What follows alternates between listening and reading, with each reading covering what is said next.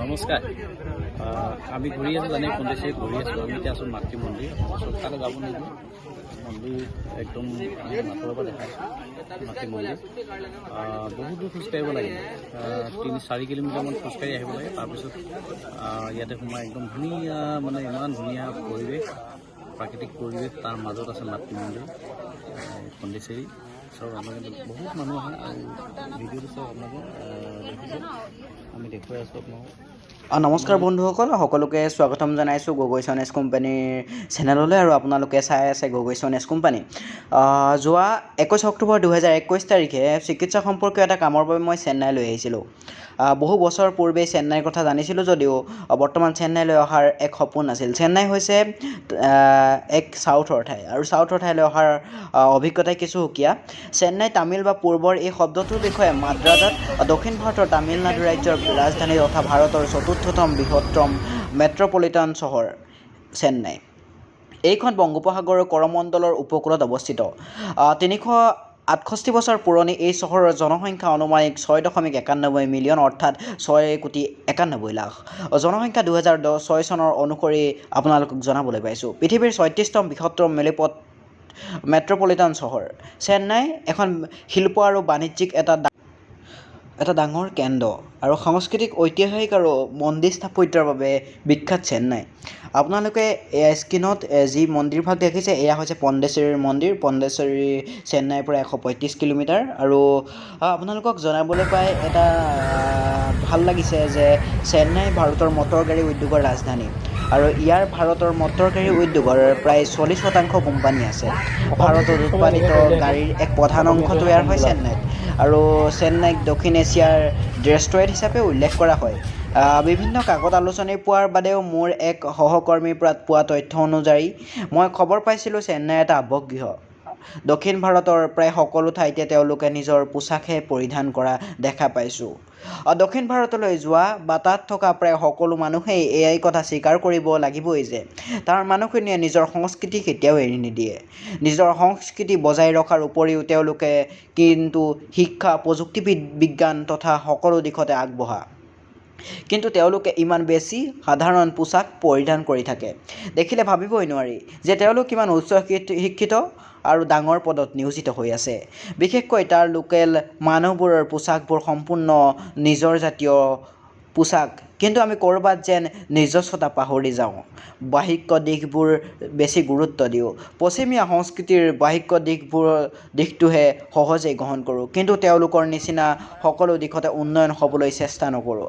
আমি যদিও নিজস্বতাটোক বজাই ৰাখিবলৈ নিজৰ শিক্ষা সংস্কৃতি প্ৰযুক্তিবিদ্যা সকলো দিশতে আগবাঢ়ি যাওঁ তেতিয়াহ'লে বিশ্বৰ ইতিহাসত আমাৰ ৰাজ্যৰ নামো লিপিবদ্ধ হ'ব অন্যথা আমাৰ কেৱল আনৰ ষ্টাইল নাই বা বাহিক্য বা উপৰুৱা দিশটোহে নকল কৰা বুলিহে জানিব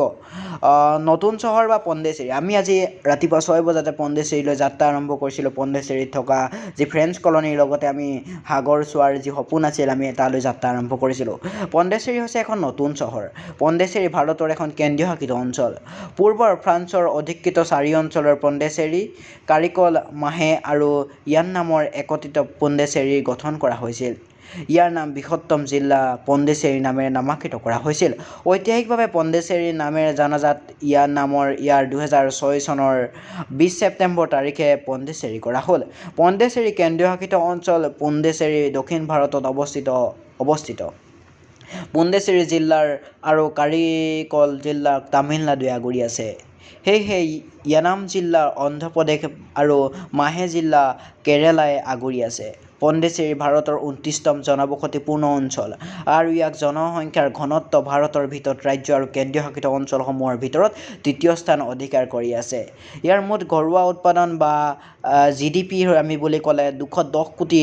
$2.94 মিলিয়ন অৰ্থাৎ আমি প্ৰায় 210 কোটি টকা ইয়াৰ পৰা GDP পাওঁ আৰু ইয়াৰ ভাৰতৰ ভিতৰত ৰাজ্য আৰু কেন্দ্ৰীয় শাসিত অঞ্চলসমূহৰ ভিতৰত 25তম স্থানত অৱস্থিত। আৰু চেন্নাই সকলোৱে জানে চেন্নাই সকলো ফালৰ পৰাই উন্নত আৰু চেন্নাই প্ৰযুক্তিবিদ্যাৰ লগতে পদাৰ্থ বিজ্ঞানৰ পৰাও যথেষ্টখিনি উন্নত। আমি যিহেতু চেন্নাইৰ এটা সম্পূৰ্ণ প্ৰচেছ আপোনালৈ যুগুত কৰিছোঁ, তাৰ লগতে আমি চেন্নাইৰ যি পদাৰ্থ বিজ্ঞান আছে তাৰ বিষয়ে অলপ আপোনালোকক জনাই দিব বিচাৰিছোঁ। পদাৰ্থ বিজ্ঞান ইংলিছত আমি চেন্নাইত আমি IIT দেখিলোঁ। আজি চেন্নাইৰ সাগৰ পাৰলৈ যাওঁতে আমি পণ্ডিচেৰীলৈ যাওঁতে আমি IRT দেখিলোঁ, এটা সুন্দৰ পৰিৱেশ। পদাৰ্থ বিজ্ঞান হৈছে প্ৰাকৃতিক বিজ্ঞানৰ গুৰুত্বপূৰ্ণ শাখা য'ত স্থান কালৰ মাজেৰে পদাৰ্থ, ইয়াৰ গতি, আচৰণ ধৰি অন্যান্য সংযুতি ধাৰণাসমূহ যেনে শক্তি আৰু বল ইত্যাদিৰে বিজ্ঞানসমূহ অধ্যয়ন কৰা হয়। বুনিয়াদী বৈজ্ঞানিক অধ্যয়নৰ ক্ষেত্ৰসমূহৰ ভিতৰত পদাৰ্থ বিজ্ঞান অন্যতম আৰু ইয়াৰ মূল উদ্দেশ্য হৈছে প্ৰাকৃতিক পৰিঘটনাসমূহ পুংখানুপুংখভাৱে অধ্যয়ন কৰা। বৈজ্ঞানিক ঘটনাটোৰ উদাহৰণ পদাৰ্থ বিজ্ঞানৰ প্ৰাচীনতম বিধায়ক বিষয়সমূহৰ ভিতৰত অন্যতম। সম্ভৱতঃ জ্যোতিৰ্বিজ্ঞানৰ অন্তৰ্ভুক্ত ফলস্বৰূপে এই প্ৰাচীনতম বিখ্যাত হিচাপে স্বীকৃতি লাভ কৰিছে। শেষৰ দুটা সম্বন্ধে পদাৰ্থ বিজ্ঞান আৰু ৰাসায়নিক বিজ্ঞান, জীৱবিজ্ঞান আৰু গণিত বিজ্ঞান শাখাত প্ৰকৃত দৰ্শন কৰিবলৈ আছিল যদিও 2006 চনৰ ডিচেম্বৰ মাহত UGCৰ এক্ট অনুসৰি 1956 চনৰ ছেকশ্যন 3 অধীনত প্ৰতিষ্ঠানটো ভীমত বিশ্ববিদ্যালয়লৈ পৰ্যায়ন লাভ কৰে।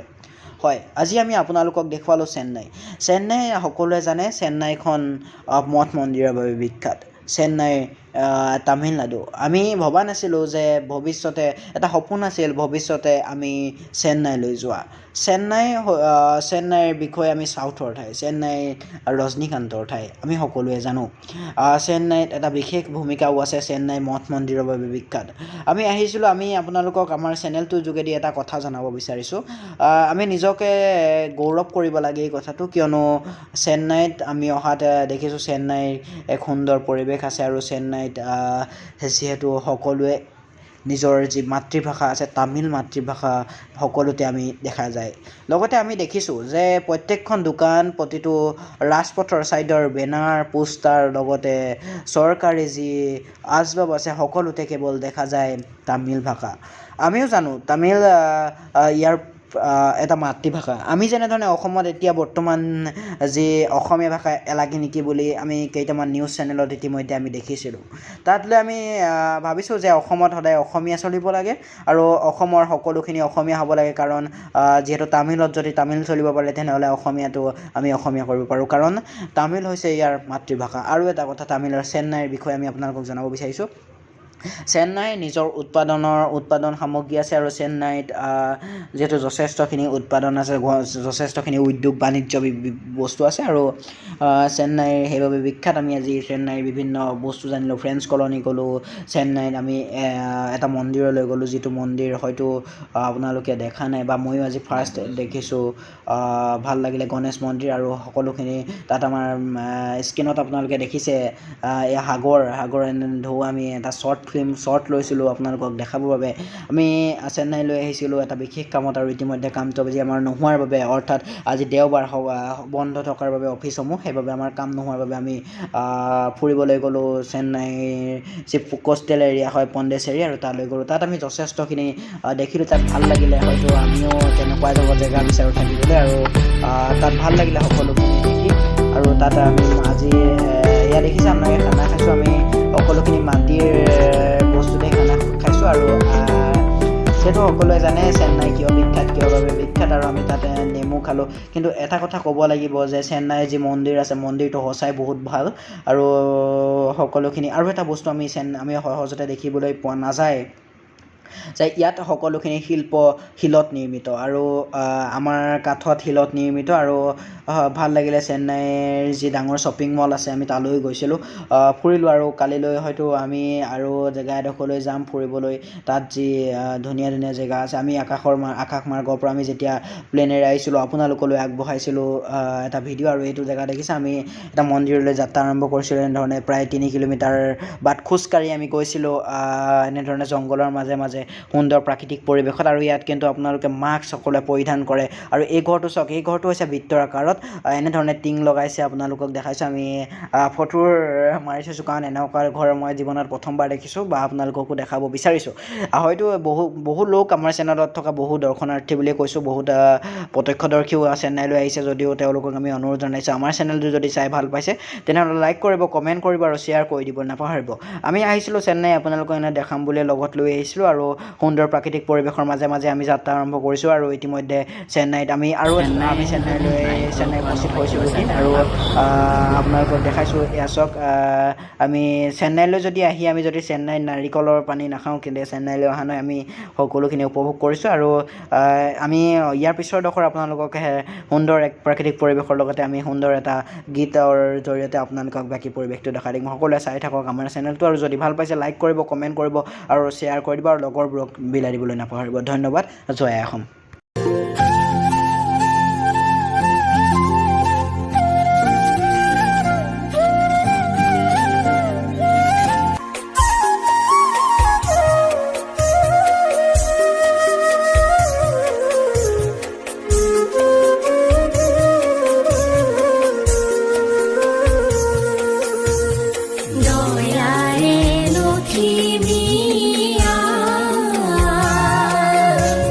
Lord,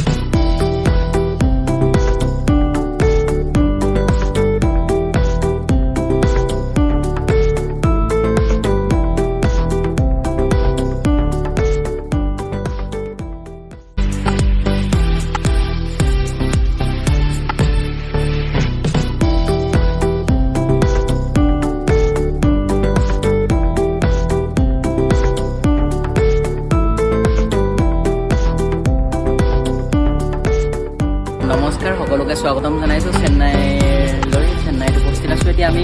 বৰ্তমান চেন্নাইৰ পৰা আমি পণ্ডিচেৰীলৈ যাত্ৰা আৰম্ভ কৰিছোঁ আৰু ৰাতিপুৱা 7 বজাৰ পৰা যাত্ৰা আৰম্ভ কৰিছোঁ আৰু আমি ইতিমধ্যে আহি উপস্থিত হৈছোঁ সেই পণ্ডিচেৰী ভ্ৰমণ হৈছোঁ আৰু ইতিমধ্যে চেন্নাইৰ সুন্দৰ পৰিৱেশ আছে। চেন্নাই তামিলনাডুত চেন্নাইৰ ঠাইত আৰু আমি কালি আপোনালোকক দেখাইছোঁ এটা ব্লগত যে চেন্নাইলৈ অহা আৰু আমি চেন্নাইলৈ ফুৰিবলৈ আহিছোঁ আৰু ইতিমধ্যে আমি চেন্নাইস্থিত পণ্ডিচেৰী ৰাস্তাত আমি ইতিমধ্যে আছোঁ। এক সুন্দৰ পৰিৱেশ, এক নান্দনিক আৰু সুন্দৰ পৰিৱেশৰ মাজেৰে আমি আহি আছোঁ আৰু আপোনালোকক লগত লৈ আহিছোঁ পণ্ডিচেৰীলৈ দেখাবলৈ, কিয়নো আজিলৈকে হয়তো পণ্ডিচেৰী অসমীয়া ব্লগ বনোৱাই নাই আৰু আমি নতুনকৈ আহিছোঁ, ইউটিউব জগতখনলৈ নতুনকৈ আহিছোঁ আৰু ইতিমধ্যে প্ৰথমটো ব্লগ আমি আপোনালোকক এনেধৰণে ফেচ উলিয়াই দেখাব বিচাৰিছোঁ। আৰু চেন্নাইৰ আপোনালোকে সকলোৱে জানে আমি চিনেমা এখন কৰি আছোঁ আৰু চিনেমাখনত মই আপোনাৰ গগৈ চনেজ কোম্পানীৰ মেনেজমেণ্ট ডাইৰেক্টৰ হিচাপে কৰ্মৰত কৰি আছোঁ আৰু ইতিমধ্যে আপোনালোকক সেই চিনেমাখন আমি দেখাব বিচাৰিছোঁ আৰু সেই চিনেমাখনৰ এটা দৃশ্যৰ বাবে আমি পণ্ডিচেৰীলৈ যাত্ৰা আৰম্ভ কৰিছোঁ আৰু আপোনালোকক পণ্ডিচেৰীলৈ লৈ যাম। লগতে আমি সুন্দৰ নান্দনিক পৰিৱেশত আছোঁ। পিছফালে নদী আছে, আপোনালোকে হয়তো কেমেৰাত প্ৰত্যক্ষ কৰিব পৰা নাই, পিছফালে নদী আছে আৰু এইটো এটা ভাল এপাৰ্টমেণ্ট হয়। আমি ইয়াত খানা খাবলৈ লৈছোঁ আৰু এটা ভাল লগা এটা দৃশ্য আমি আপোনালোকক দেখাব বিচাৰিছোঁ আৰু ইতিমধ্যে আমি আহকচোন পণ্ডিচেৰীলৈ যাত্ৰা আৰম্ভ কৰোঁ।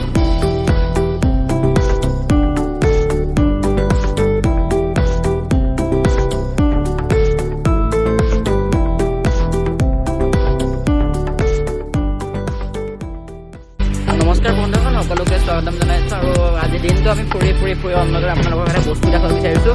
এইফালে এখন দেখিছে, এখন সাগৰ নহয়, আচলতে এখন সাগৰত লাগি থকা এটা সৰু এখন ডাঙৰ নদী আৰু তাৰ বাবে ইয়াত পেকিংটো দেখিছে, এইটো হৈছে নিমখ, যিটো নিমখ খাদ্যৰ বাবে উপযোগী হ'ব, তাক নিৰ্মাণ কৰিবলৈ এনেধৰণে নিমখবোৰ থৈ দিছে আৰু সাগৰ একেবাৰে ওচৰতে লাগি আছে সাগৰ আৰু তাত এনেধৰণে পানীবোৰ অহা যোৱা কৰি আছে। আমি এইটো চাব আৰু লগতে নিমখ আনিব, সেইবোৰ নিমখ খাবৰ বাবে অনা হৈছে আৰু নিমখবোৰ এনেধৰণে সাগৰৰ পৰা উঠাই আনি এনেধৰণে ৰ'দত দিয়ে আৰু এতিয়া ঢাকি থৈছে আৰু যদি আমি ভাগ্য ভাল নথকা দেখা পালোহেঁতেন। আৰু লগতে এইবোৰ মুকুত আছে, কেনেধৰণে সাগৰত উঠি আহে, এইবোৰ চব এইবোৰ শামুক হয়, আৰু এই শামুকবোৰ উঠি আহি আপোনালোকে এনেকৈ ৰৈ যায় বামত। আৰু আমি আহিছিলোঁ আৰু আমি ফুৰিবলৈ আহিছিলোঁ চেন্নাইলৈ আৰু আপোনালোকক দেখুৱাইছিলোঁ ব্লগটোত চেন্নাইৰ সাগৰখন, ভাৰত মহাসাগৰখন এখন চেন্নাইত আপোনালোকক দেখাইছিলোঁ আৰু ইতিমধ্যে আমি চেন্নাইৰ পৰা যিহেতু আমি ক্ষমা কৰিব পণ্ডিচেৰীলৈ যাত্ৰা আৰম্ভ কৰিছোঁ চেন্নাইৰ পৰা প্ৰায় 150 কিলোমিটাৰ বাট আৰু আমি ইতিমধ্যে চেন্নাইলৈ উভতনি যাত্ৰা আৰম্ভ কৰিছিলোঁ আৰু তাৰ মাজতে আমি দেখিলোঁ যে এক সুন্দৰ পৰিৱেশ আৰু নিমখ, আমি সকলো খোৱাৰ উপযোগী নিমখ কেনেধৰণে নিৰ্মাণ হয়